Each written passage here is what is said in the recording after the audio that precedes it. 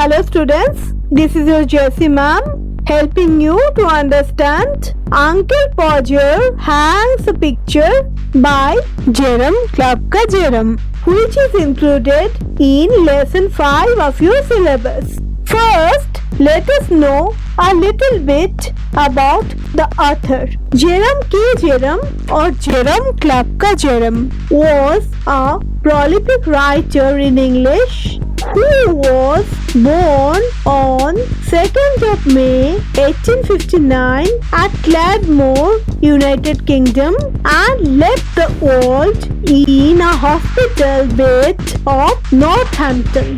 He was a renowned author, novelist, playwright, and editor, but he is best known for his travelogue Three Men in a Boat, followed by a sequel, Three Men on the Bummel. Uncle Podger hangs a picture is an adaptation from that. It is a travel catalogue or travelogue. What is a travel catalogue? A travel catalogue is the list of things which you have experienced while traveling, and while you are journaling it becomes a travel catalogue.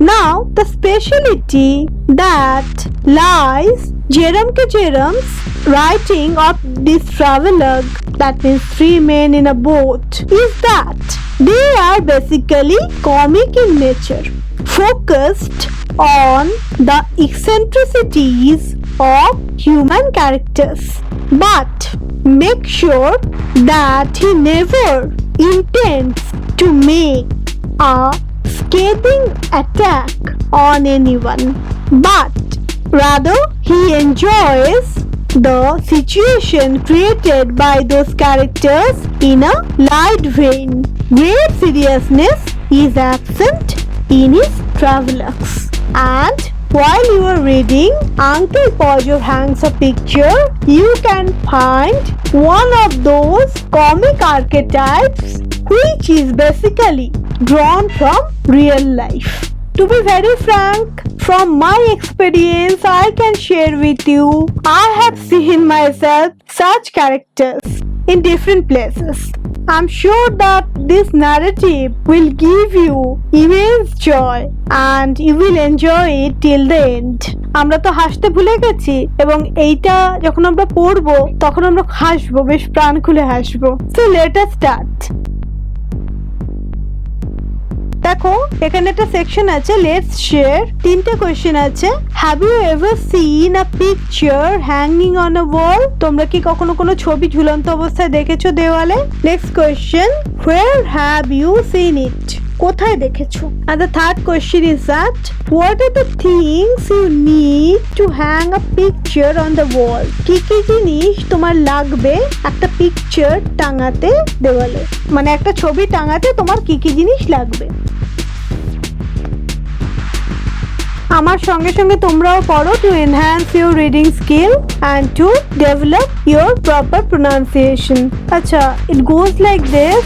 You never saw such a commotion up and down in a house in all your life as when my Uncle Podger undertook to do a job. A picture would have come home from the frame makers and be standing in the dining room waiting to be put up. Aunt Podger would ask what was to be done with it, and Uncle Podger would say, "Oh, you leave that to me, don't you? Any of you worry yourself about that. I will do all that." Okay, so the story begins like this, that the story begins in a conversational and friendly manner.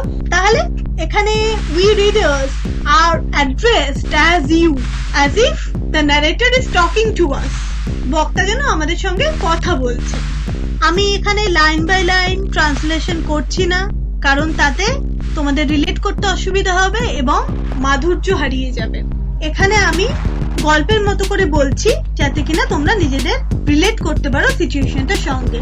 তোমরা more or less এইরকম character কেউ না কেউ দেখেছো। ইট begins like this. এরকম গন্ডগোল বা এরকম হইচই সারা বাড়ি জুড়ে তোমরা কেউ কখনো দেখোনি তোমাদের সারা জীবন জুড়ে, যখন কিনা আমার আঙ্কেল পজার কোনো কাজ করতে উদ্যোগী হন। একটা ছবি এসেছে ফ্রেমওয়ালাদের কাছ থেকে, মানে একটা বাঁধানো ছবি এসেছে আর কি, এবং সেটা ডাইনিং রুমে রাখা হয়েছে ঝোলানোর অপেক্ষায়। যখন আন্ট পজার জিজ্ঞেস করছেন আঙ্কেল পজারকে যে এটা দিয়ে কি করা হবে, তখন uncle Podger with utter confidence বলছেন যে oh you leave that to me, এটা তুমি একদম আমার উপর ছেড়ে দাও, তুমি নাও, কেউ না যে কিনা টেনশন নেবে বা ওয়ারি করবে এই ছবিটা ঝোলানো নিয়ে। আমার কারোর হেল্পের দরকার নেই, আমি একাই ছবিটা ঝোলাতে পারি। তো দিস ইজ দ্য সিচুয়েশন। ওকে, এবার ওনার স্টেপস গুলো দেখো, ওনার কথার সঙ্গে যে ওনার কাজের অসঙ্গতি এখানে সেটা খুব সুন্দরভাবে ধরা পড়েছে। Okay, let us read. And then he would take off his coat and begin. He would send the girl out for 6 pence worth of nails, and then one of the boys after her to tell her what size to get. এখানে দেখো বেশ মজা, উনি ওনার coat খুলে শুরু হয়ে গেলেন ছবি লাগানোর কাজে। উনি প্রথমে 6 পয়সার পেরেক আনতে পাঠালেন একটি মেয়েকে। ওই বাড়িতে অনেকগুলো মেম্বার্স বলে রাখে, খুদে খুদে মেম্বার্স অনেকগুলো। ওই মেয়েটাকে সাইজ বলে দিলে হয়ে যেত না, মেয়েটি যাবার পরে ওনার মনে হচ্ছে এই রে সাইজটা তো বলা হয়নি। তখন উনি একটি ছেলেকে ওর পেছনে পাঠিয়েছেন কি সাইজের নেল আনতে হবে সেটা বলার জন্য। Now you go and get me my hammer, will you shout? And you bring me the rule, Tom. I shall want a step ladder, and I had better have a kitchen chair too. And don't you go, Maria, because I shall want somebody to hold the light. When the girl comes back, she must go out again for a bit of picture cut. Tom, where is Tom? Tom, you come here. I shall want you to hand me up the picture. তাহলে তোমরা এখানে দেখতে পাচ্ছ উনি যে process of hanging the picture, এই পদ্ধতিটাতে উনি বাড়ির কারুকেই ইনভলভ করবেন না বলেছিলেন, সেই উনি ওনার কথা মানে না রেখে, এবং এটা যে উনি খুব জ্ঞানত করছেন তা কিন্তু নয়, এটা ওনার স্বভাব basically to involve each and everyone in the house, এবং এরা এটাতে অভ্যস্ত। তো প্রথমেই উনি উইলকে বললেন যে এখন তুমি যাও আর আমার হ্যামার টেনে দাও, এবং এটা উনি বেশ চেঁচিয়ে বললেন, এবং তারপরে বললেন যে তুমি আমাকে আমার রুলার টেনে দাও, তো আমার একটা মই দরকার, আর খুব ভালো হয় যদি কিনা একটা কিচেন চেয়ার পাওয়া যায়, মানে যে স্টুলগুলো রান্নাঘরে থাকে। আর মারিয়া তুমি কিন্তু কোথাও যাবে না, কারণ আমার কাউকে প্রয়োজন হবে লাইটটা ধরবার জন্য। যখন ওই মেয়েটা ফিরে আসবে তখন আবার ওকে কিন্তু যেতেই হবে। কেন ওকে যেতে হবে না, পিকচারটা যে লাগাবে তার দড়িটা আনতে। একবারে বলে দিলে হয়ে যেত পেরেকের সঙ্গে, না তাকে আবার যেতে হবে দড়ি আনতে। Tom, where is Tom? Tom কোথায়? টম তুমি এখানে এসো, আমার তোমাকে দরকার, কেন না যখন কিনা পিকচারটা আমি টাঙাবো তখন তুমি আমাকে পিকচারটা হ্যান্ড ওভার করো, পিকচারটা আমার হাতে দেবে। And then he would lift up the picture and drop it and it would come out of the frame. তারপর উনি পিকচারটা ওঠাবেন এবং পিকচারটা ফেলে দেবেন, এবং পিকচারটা ফ্রেমের বাইরে বেরিয়ে আসবে, মানে ফ্রেমটা গেছে। He would try to save the glass and cut himself. এবারে উনি কাজটি বাঁচাতে গিয়ে হাতটা কেটে ফেলবেন, যদিও এখানে স্পেসিফিক্যালি বলা নেই যে হাত কাটার কথা, কিন্তু স্টিল হাত দিয়ে যখন কাজ করছেন হাতই কেটে ফেলবেন। Then he would spring round the room. তারপরে সারা ঘরে লাফিয়ে বেড়াবেন, while looking for his handkerchief. রুমাল খুঁজতে। He would not find his handkerchief because it was in the pocket of the coat he had taken off, and he did not know where he had put the coat. উনি রুমালটি খুঁজে পাবেন না, তার কারণ হচ্ছে রুমালটি সেই কোটের পকেটে রাখা যেটা উনি খুলে রেখেছিলেন কাজের সময়, এবং উনি জানেন না যে উনি কোটটি কোথায় রেখেছেন। All the house had to leave off looking for his tools and start looking for his coat, while he would dance round and hinder them.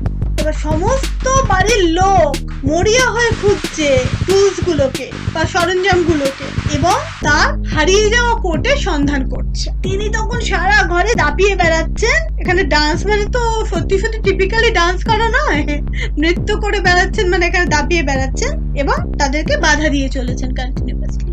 এবার দেখো উনি সমস্ত হারিয়ে ফেলেছেন, but the blame has been put to the members of his family. দেখো, doesn't anybody in the whole house know where my coat is?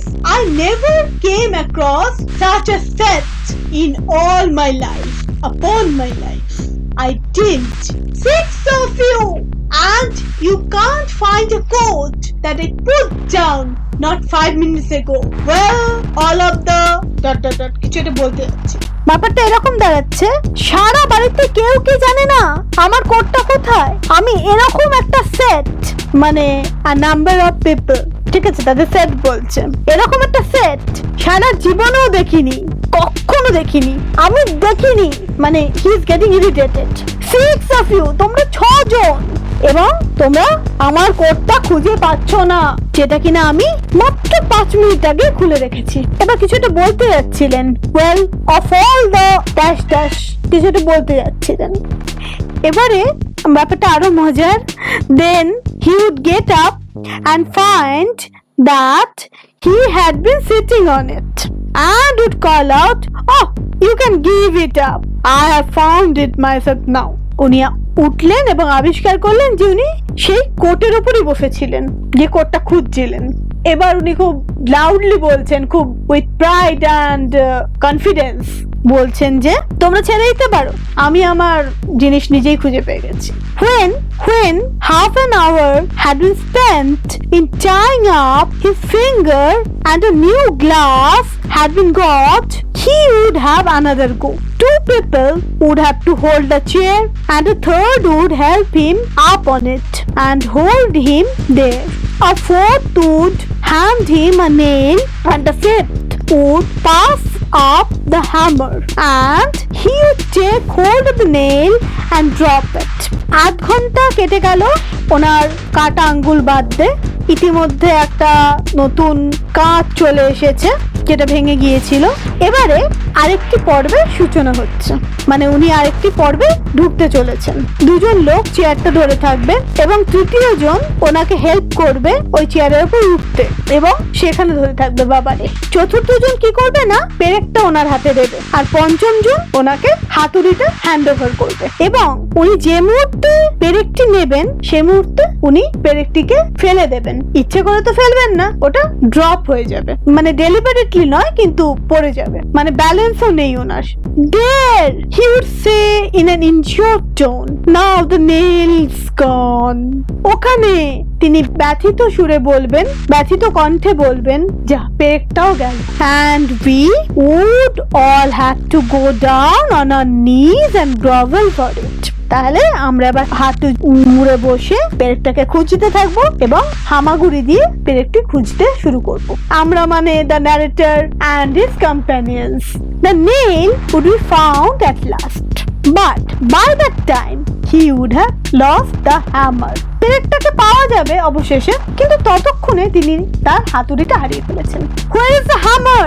What did they do with the hammer? Great heavens! 7 of you gapping round there, and you don't know what he did with the hammer. উনি বলছেন যে basically he was shouting with insecurity and anger that where is the hammer? হামারটা কোথায় গেল, বা হাতুড়ি কোথায় গেল, আমি হাতুড়িটা নিয়ে কি করেছি?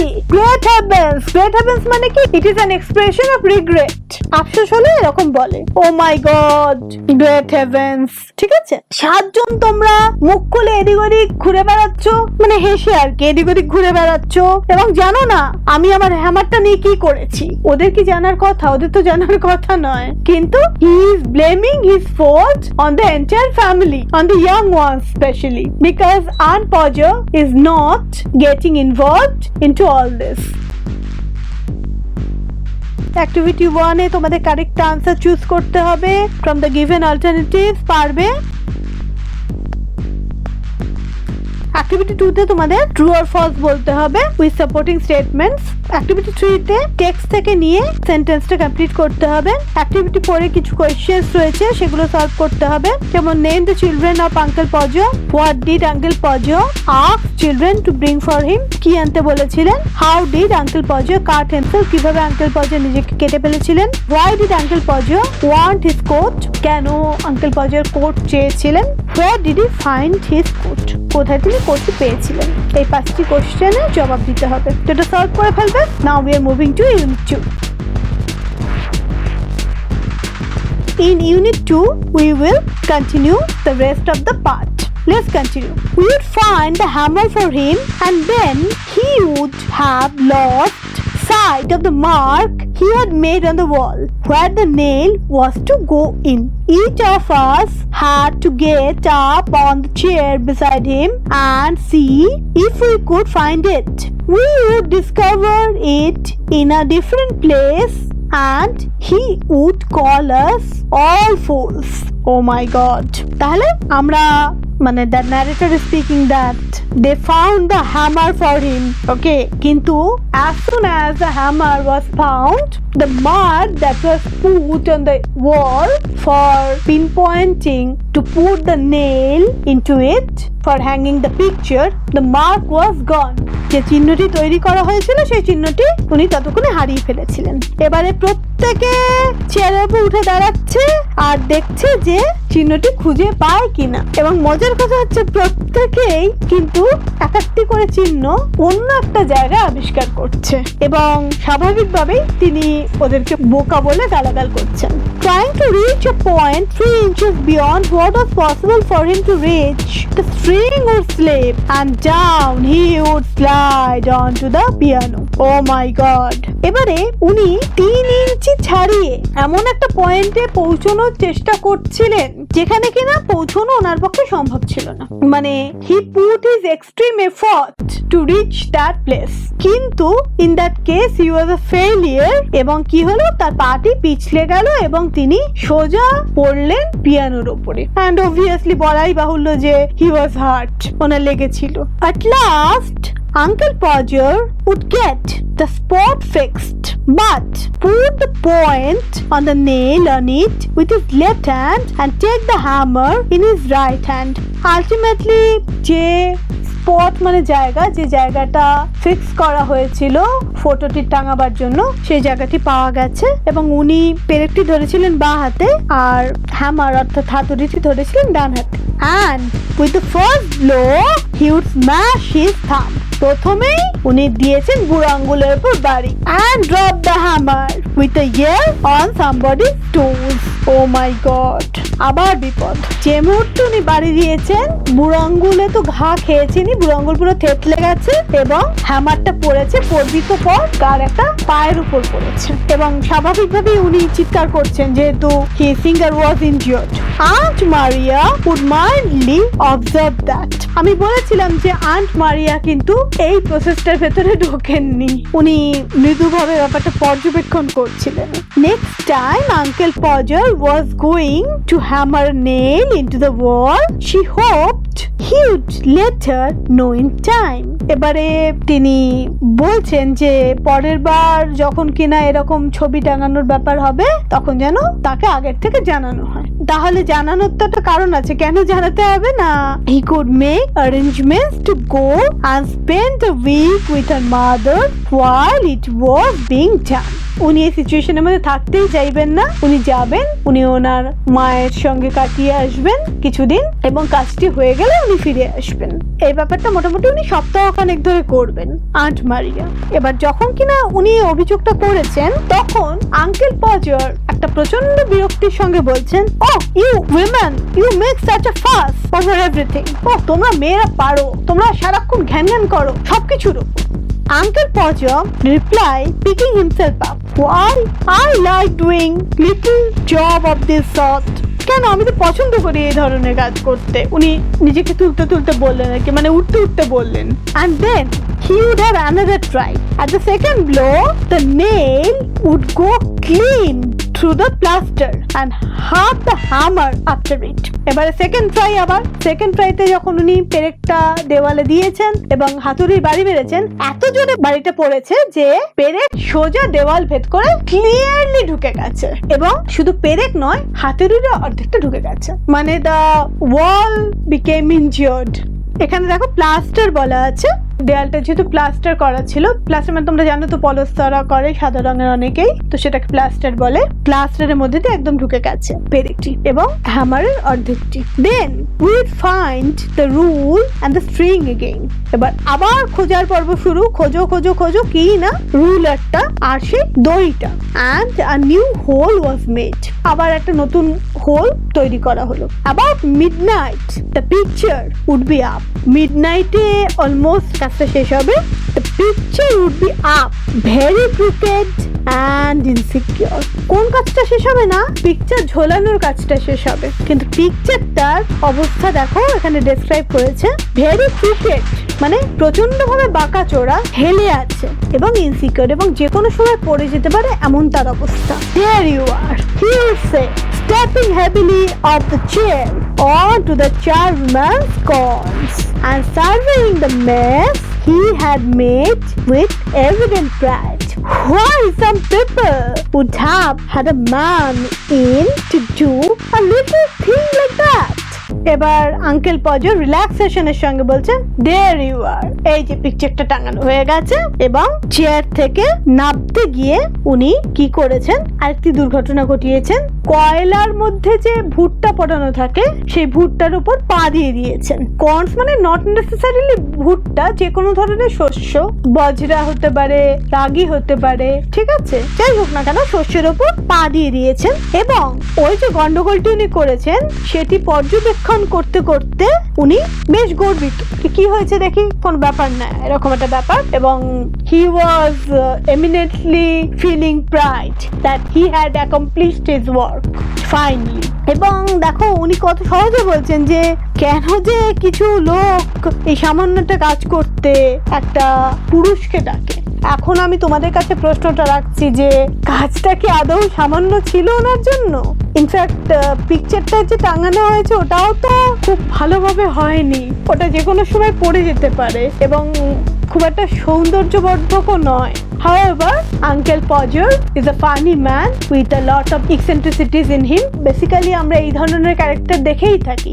ক্যারেক্টার অ্যানালিসিস এর ক্ষেত্রে কিন্তু ভীষণ একটা interesting character uncle পজার। However, Jerome has drawn him, has painted the character with efficiency. তোমাদের জন্য এইটুকু বলবো, আর কিছু বলার নেই এই মুহূর্তে। আমি অ্যাক্টিভিটিতে চলে যাচ্ছি। আবার তোমাদের কারেক্ট আনসার্স চয়েস করতে হবে। অ্যাক্টিভিটি 6 এ ইনফরমেশন নিয়ে সেন্টেন্সেস গুলো কমপ্লিট করতে হবে।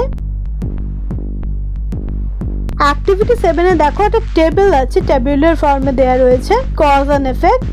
এফেক্ট যেটাতে দেয়া আছে তার কারণ লিখতে হবে, আর কারণের ক্ষেত্রে ফলাফল লিখতে হবে। আর কিছু কোশ্চেন্স দেয়া রয়েছে। Give two instances to show the carelessness of uncle Podger. পারবে নিশ্চয়ই। What did aunt Podger say after uncle Podger smashed his thumb. যখন আঙ্গুল থেতলে গেছিল আঙ্কেল পজারের তখন আন্ট পজার কি বলেছিলেন? How did uncle Podger react after finishing the task.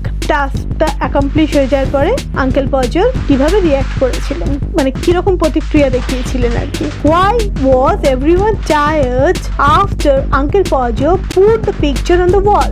সবাই কেন ক্লান্ত হয়ে গেছিল আঙ্কেল পজার যখন পিকচারটা টাঙিয়েছিলেন ওয়ালে? আশা করি এটা পারবে।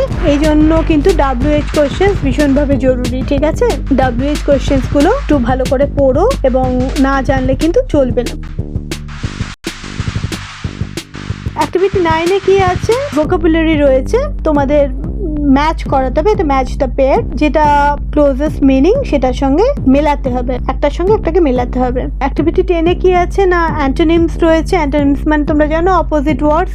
আর অ্যাক্টিভিটি 11 এ প্রেফিক্স সাফিক্স রয়েছে। প্রেফিক্স কাকে বলে, সাফিক্স কাকে বলে আশা করি জানো, এতদিনে শিখে এসছো। যেমন প্রেফিক্স এর একটা এক্সাম্পল হচ্ছে ইনডিফারেন্ট, আর সাফিক্স এর একটা এক্সাম্পল হচ্ছে ডেভেলপমেন্ট। এখানে ইনটা হচ্ছে প্রেফিক্স আর মেনটা হচ্ছে সাফিক্স। অ্যাক্টিভিটি 12 এ তোমাদের আছে compound words or nominal compounds, মানে দুটো নাউনকে জুড়লে সেটাকে কম্পাউন্ড ওয়ার্ডস বা নমিনাল কম্পাউন্ডস বলা হচ্ছে। যেমন frame maker, dining room, step ladder, kitchen chair. দেখো অনেকগুলো এক্সাম্পল দেয়া রয়েছে এখানে। আচ্ছা, অ্যাক্টিভিটি 13 এ দিয়েছে right 5 sentences what you want to be in future. I would like to be দিয়ে শুরু করতে হবে because it indicates politeness. I will এখানে কিন্তু দেবে না, ফিউচার টেন্স হলো I will দেবে না, I would দেবে। 5টা সেন্টেন্সে লিখবে কি হওয়ার স্বপ্ন আছে বা কি করতে চাও ভবিষ্যতে। অ্যাক্টিভিটি 14 এ কি আছে, এই সেন্টেন্সগুলো থেকে প্লুরাল নাউন্স বার করতে বলেছে। আর সামারি রাইটিং, আমি তোমাদের প্রেসি রাইটিংটা দিয়ে দিচ্ছি। Precis and summary are not the same things, but tell precis রাইটিংটা আমি দিয়ে দিচ্ছি, কিছুটা আইডিয়া পাবে। They are not the same things, I am repeating still. এই মুহূর্তে তোমাদের যেটা প্রয়োজন সেই জন্য দিয়ে দিচ্ছি, ঠিক আছে। অ্যাক্টিভিটি 15 একটা কথা তো বলে দিই যে সামারি আর প্রেসির মধ্যে একটা কমন থিং আছে যে you have to write the core theme of what is given in the paragraph, ঠিক আছে। যেটা চাইছে, যেটা একদম কম্প্যাক্ট ভাবে সেটা বলতে হবে 1-2 লাইনে। এখানে প্যারাগ্রাফের যে লেন্থ সেই দেখে বললাম। অ্যাক্টিভিটি 16 এ একটা ফানি ইনসিডেন্ট তুমি এক্সপিরিয়েন্স করেছো, সেই রকম একটা ফানি ইনসিডেন্ট লিখতে হবে। Hints are given, hints miss করে গেলে কিন্তু নম্বর কাটা যাবে। So this was it, go through the video till the end. কোনো কনফিউশন থাকলে আমাকে হোয়াটসঅ্যাপ করবে, এই মুহূর্তে কেউ ফোন করো না because I am sick. Okay, till then I will come with the next video whenever it will be possible for me. Till then, goodbye, stay safe.